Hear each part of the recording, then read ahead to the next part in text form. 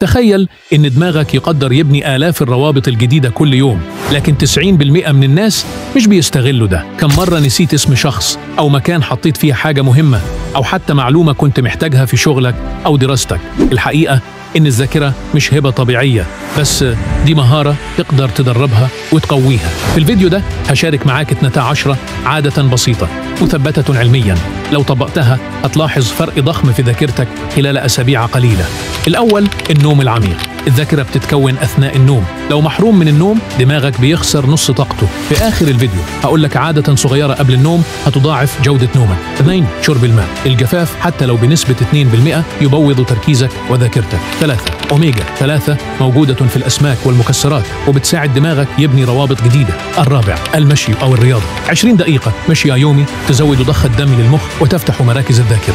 5، التأمل والتنفس. التوتر عدو الذاكرة، 2 دقائق تنفس عميق يغير تركيزك. 6، التكرار الذكي. مش تحفظ مرة وتنسى، راجع بمسافات زمنية. الطريقة دي اسمها الكراسة المتقطعة. 7، الربط البصري والقصصي. اربط أي معلومة بصورة أو قصة، دماغك يعشق الصور والخيال أكثر من الكلمات.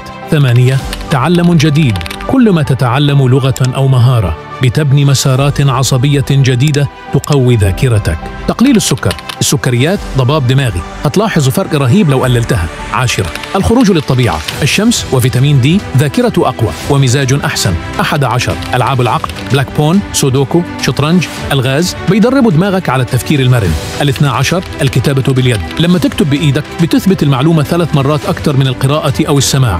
فاكر لما قلت لك في عادة صغيرة قبل النوم ممكن تضاعف جودة نومك؟ الحل ببساطة، ابعد عن الشاشات 30 دقيقة قبل ما تنام، واقرأ كتاب أو اكتب ملخص يومك. النتيجة نوم أعمق، دماغ أنشط، وذاكرة أقوى. دي كانت 12 عادة يومية، لو التزمت بيهم هتلاحظ إن ذاكرتك مش بس بتتحسن، لكن كمان تركيزك، إنتاجيتك، وثقتك في نفسك هيتضاعفوا. ابدأ بعادة أو 2 النهاردة وخليهم جزء من حياتك. ولو عايز نسخة مختصرة من العادات دي تساعدك تطبقهم بسهولة، اكتب لي في التعليقات كلمة ذاكرة وهبعتلك النسخة.